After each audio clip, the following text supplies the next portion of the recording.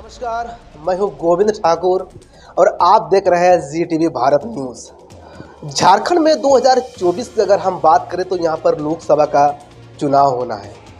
ऐसे में अगर हम झारखंड के नंबर 1 लोकसभा राजमहल की बात करें तो राजमहल का चुनाव बड़ा दिलचस्प होने जा रहा है, क्योंकि यह राजमहल लोकसभा सीट की अगर हम बात करें तो यहाँ पर एनडीए ने ताला मरंडी पर भरोसा जताया है, जो ताला मरंडी बोरियों से पूर्व विधायक रहे हैं। वहीं अगर हम इंडिया की बात करें तो इंडिया ने पुनः विजय हांसदा पर भरोसा जताया है ताकि वो इस राजमहल लोकसभा क्षेत्र से जो है हैट्रिक मार सकें। तो वहीं अगर हम तीसरा समीकरण लोबिन हेम्ब्रम की बात करें तो लोबिन हेम्ब्रम जो है निर्दलीय चुनाव लड़ने का दावा भी किए हैं कि वो निर्दलीय चुनाव लड़ेंगे।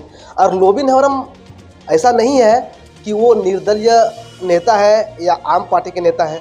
लोबिन हेम्ब्रम झारखंड मुक्ति मोर्चा के एक वरिष्ठ विधायक है बोरियो से, और वो नेता भी है। अब ऐसे में लोबिन हेम्ब्रम जो है राजमहल लोकसभा सीट पर निर्दलीय चुनाव लड़ने का जब दावा ठोके हैं, तो ऐसे में राजमहल लोकसभा सीट पर जो है त्रिकोणीय चुनाव होने की आसार देखी जा रही है। वहीं अगर हम जो है कुछ क्षेत्र की बात करें तो जी टीवी भारत न्यूज़ की टीम ने अगर हम राजमहल लोकसभा क्षेत्र के उधवा की बात करें या फिर पाकुड़ की बात करें या फिर जो बरहरुआ की बात करें तो कई ऐसी विधानसभा है जहां पर जाकर के जनता से खास बातचीत किया था और हमने जनता का मुंह टटोला था। जनता ने साफ शब्दों में कहा है कि जो उनके सांसद रहे हैं विजय हांसदा, जिसका 10 साल कार्यकाल रहा है, जनता ने उनको 2 बार मौका दिया है, लेकिन जिस प्रकार जनता ने उनको मौका दिया है उस प्रकार क्षेत्र का बदलाव नहीं हुआ है, क्षेत्र में विकास देखने को नहीं मिला है। अब ऐसे में ये समझा जा सकता है कि 2024 में क्या होने जा रहा है। 2024 में एनडीए का क्या स्टैंड है, आखिर बीजेपी जनता के बीच किन किन मुद्दों को लेकर के जाएगी, या फिर जो झारखंड मुक्ति मोर्चा है उसका तो साफ स्टैंड है, उसका तो नारा है कि राजमहल लोकसभा सीट पहले भी उनके लिए सुरक्षित था और अब भी सुरक्षित है। तो दूसरी तरफ बीजेपी का कहना है कि राजमहल लोकसभा सीट 2024 में उनके झोली में है। वो हम लोग जानेंगे कैसे। मेरे साथ जो है बीजेपी अल्पसंख्यक मोर्चा के जो है मंत्री हैं रिंकू शेख, उनसे हम लोग बातचीत करेंगे सीधा और जानेंगे कि आखिर राजमहल लोकसभा सीट पर सर बीजेपी का क्या स्टैंड है। 2024 में लोकसभा का चुनाव होने जा रहा है, राजमहल लोकसभा सीट पर बड़ा दिलचस्प चुनाव होने जा रहा है, त्रिकोणीय चुनाव होने की आसार देखी जा रही है। राजमहल लोकसभा सीट पर इस बार बीजेपी का क्या स्टैंड है, कैसे तैयारी है बीजेपी? चलिए, सबसे पहले आपके चैनल के माध्यम से नमस्कार, जोहार, अस्सलाम वालेकुम। और देखिए, राजमहल लोकसभा में जेएमएम इंडिया गठबंधन के सांसद और 2 बार से, और यहाँ का तो स्थिति देख रहे हैं। और दूसरा, आपने एक बात कहा, लोबिन हेम्ब्रम यहाँ पे निर्दलीय से पर्चा भरने जा रहे हैं। अब एक चीज़ सोचिए कि लोबिन हेम्ब्रम जी है क्या, बोरियो विधानसभा से जेएमएम मतलब इंडिया गठबंधन के विधायक है और देखिए यहाँ पे उनका सरकार चल रहा है।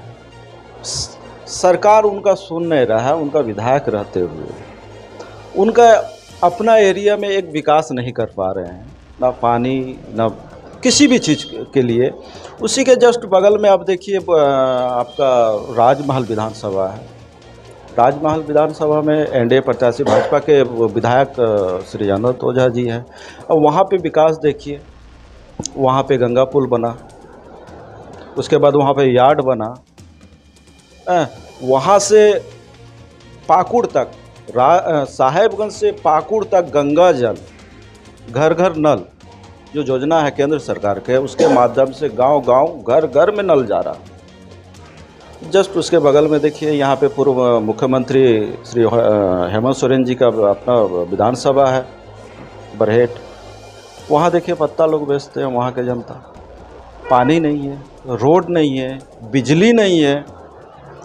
अब बताइए, यहाँ के सांसद,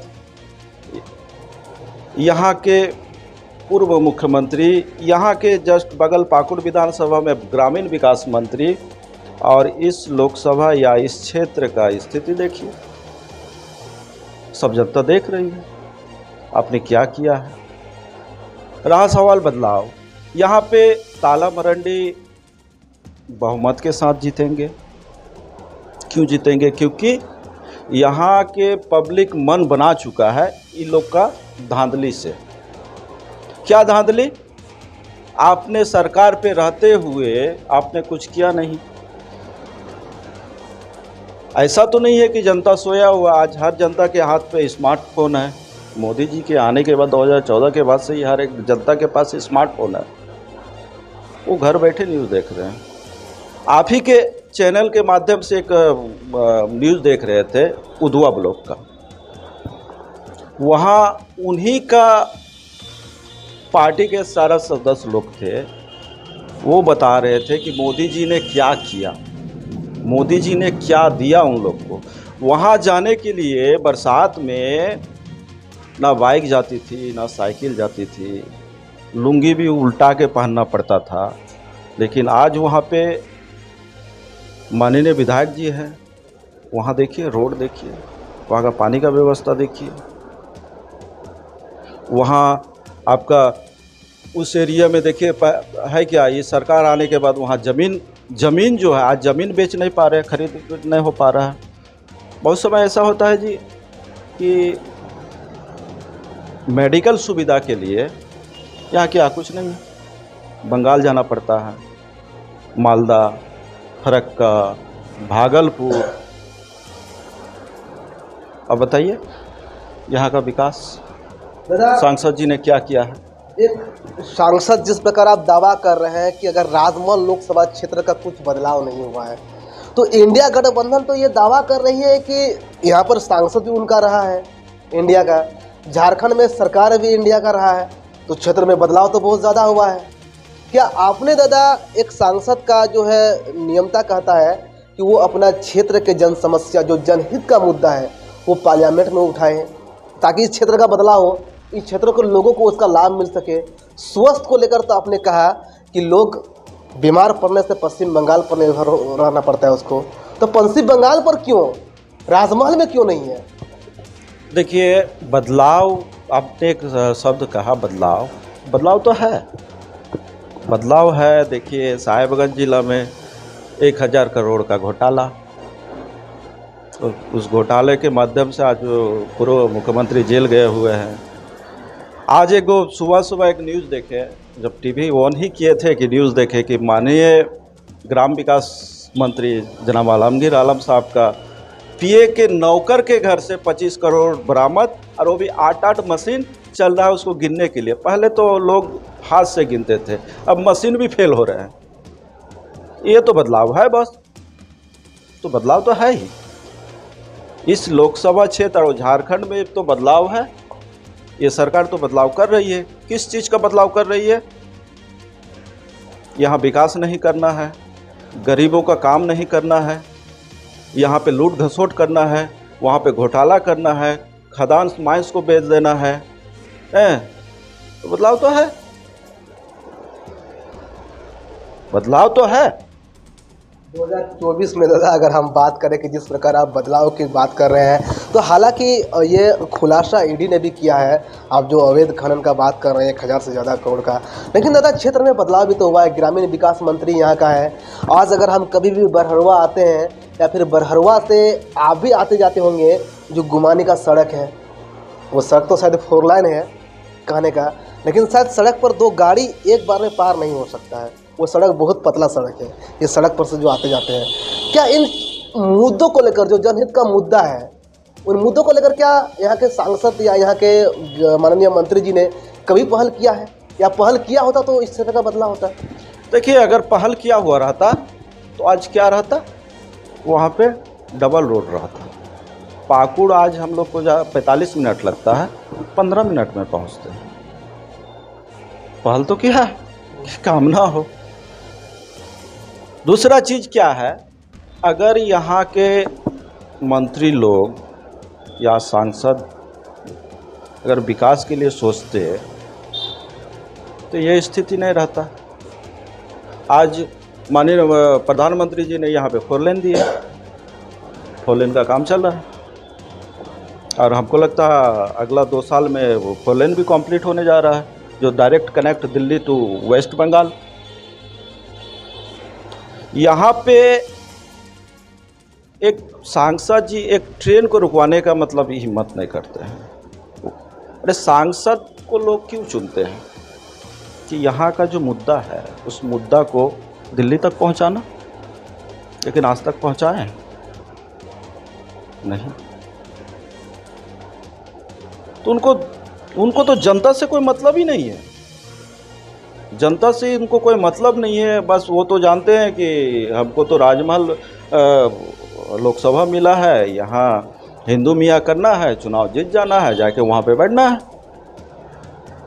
जिस प्रकार आप कह रहे हैं कि धर्म पर राजनीतिक होती है, धर्म के राजनीतिक पर यहाँ चुनाव होते हैं, क्या आप जिस प्रकार जो है इंडिया गठबंधन कभी कभी जो है आरोप लगाते हैं कि बीजेपी अल्पसंख्यक को एक मशीन की तरह इस्तेमाल कर रही है, आप भी दादा अल्पसंख्यक समुदाय से आते हैं, आप भी बीजेपी को काफ़ी सारा समय लंबे समय दिए हैं, क्या आपको कभी बीजेपी का अंदर में इस प्रकार का महसूस हुआ होगा, या जो फिर इंडिया गठबंधन का जो दावा है वो सत्य है? देखिए, आज इंडिया गठबंधन जो है वो आरोप लगाते हैं कि अल्पसंख्यक समुदायों को इन लोग माननीय प्रधानमंत्री जी यूज कर रहे हैं, यूज एंड थ्रो। आपने 75 साल मुसलमानों के लिए क्या किए? सिर्फ टोपी ना पहनाए हैं और जाकर फ़ोटो खिंचवाए हैं, इससे ज़्यादा तो कुछ किए नहीं हैं। और आज मोदी जी कंधे पे कंधे मिला के उनका विकास कर रहे हैं, तो आपको लगता है कि मोदी जी यूज कर रहे हैं? आज बताइए कौन ऐसा योजना है जिसमें हम मुसलमानों को भागीदारी नहीं है? आज कौन ऐसा चीज़ है, आज बताइए कि हर कार्यक्रम में या हर सभा में हम मुसलमान भाई इतना बढ़ चढ़ के हिस्सा लेते हैं। क्यों लेते हैं? क्योंकि उनको पता है आज जो सम्मान मिल रहा है, आज हम लोग को सम्मान मिला, हम सम्मान से जो वंचित थे वो सम्मान माननीय प्रधानमंत्री श्री नरेंद्र भाई मोदी जी ने सम्मान दिया है। और आप कहते हैं सम्मान उनको यूज कर रहा है। तो एक कहावत है ना, जब आप यूज कीजिएगा ना तो अगला को भी लगेगा यूज कर रहे हैं। आपने तो यूज किया है ना। अगर आप दावा कर रहे हैं कि जनता धीरे धीरे प्रधानमंत्री नरेंद्र मोदी के प्रति जागरूक हो रहे हैं, बीजेपी के प्रति जागरूक हो रहे हैं, तो निश्चित तौर पर क्या दादा 2024 का चुनाव में राजमहल में क्या कमल खिलेगा या फिर इंडिया गठबंधन का किला मजबूत होगा? देखिए, यहाँ राजमहल लोकसभा जो है यहाँ पे कमल तो खिलना ही है, कमल खिलना ही है, कमल खिलेगा। और यहाँ जो है ना, मतलब बहुत अच्छा वोट से हम लोग यहाँ लीड करने जा रहे हैं। और रहा सवाल यहाँ हम लोग, आपने एक शब्द बताया था कि यहाँ निर्दलीय प्रत्याशी के रूप में लोबिन हेम्ब्रम जी चुनाव लड़ रहे हैं और यहाँ से जेएमएम के मतलब इंडिया गठबंधन के क्या बोलते हैं प्रत्याशी के तौर पे विजय हाजदा जी है। लेकिन हम लोग के साथ जो कॉन्टेस्ट है वो लोबिन जी के साथ है।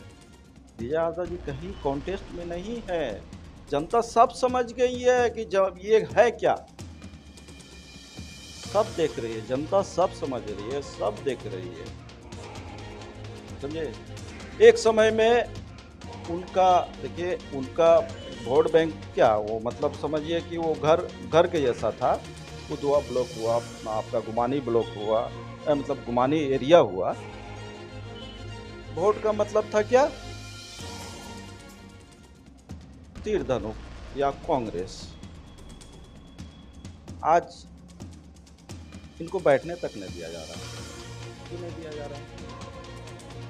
आप सांसद है, आपको बैठने नहीं दिया जा रहा है, मतलब क्या जनता के अंदर क्या है, आक्रोश है कि आपको एक बार नहीं दो बार मौका दिए, लेकिन आपने किया क्या? आपने तो कभी चेहरे भी दिखाने के लिए नहीं आए। विकास तो छोड़िए, मारिए गोली, समझे। आपने तो चेहरा तक दिखाने के लिए नहीं आए। तो जनता सब जानती है, बस जनता जवाब देगी। 2024 का चुनाव भी देखने को मिलेगा, एकदम देखने को मिलेगा। आप दावा कर रहे हैं दादा कि हम लोग का अगर 2024 का चुनाव में अगर राजमहल लोकसभा सीट पर अगर बीजेपी का किसी से अगर टक्कर है तो वो नवीन हेम्ब्रम से है, जेएमएम से नहीं है। इंडिया गठबंधन के जो सांसद है प्रत्याशी विजय हांसदा उनसे नहीं है। नहीं, ऐसा क्यों? नवीन हेम्ब्रम क्या 2024 का चुनाव में राजमहल लोकसभा सीट पर भारी है? देखिए, नवीन हेम्ब्रम जी विधायक हैं, वो एनडीए के से ही हैं, लेकिन वो जो यहाँ के स्थानीय मुद्दा को जो जिस तरह से उठाए हैं, उस मुद्दा को मतलब सॉल्व करने का कोशिश किए, लेकिन सरकार ने किया नहीं। यहाँ के जो झारखंड सरकार जो है उसका किया नहीं, कि है फिर विधायक उन्हीं का। तो वो देख रहे हैं ना कि यहाँ रह के हम आम जनता के साथ कुछ कर नहीं सकते हैं, और वो चीज़ जनता भी जान रही है।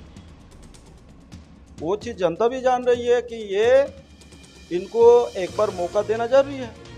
इस प्रकार जो हमारे साथ जो है रिंकी सर जी थे, जो अल्पसंख्यक मोर्चा के मंत्री थे, इनसे हम लोग सीधा बातचीत किए और जाने की राजमहल लोकसभा सीट पर इस बार बीजेपी का क्या स्टैंड है। और अगर हम कभी भी अगर चुनाव की बात करते हैं तो अक्सर राजनेताओं की अगर बात किया जाए तो उनका बोल जो है बिगड़ते हुए दिखता है, और अक्सर राजनीति अगर होती है चुनाव के समय में तो अल्पसंख्यक को लेकर होती है या फिर धर्म के नाम पर राजनीति होती है।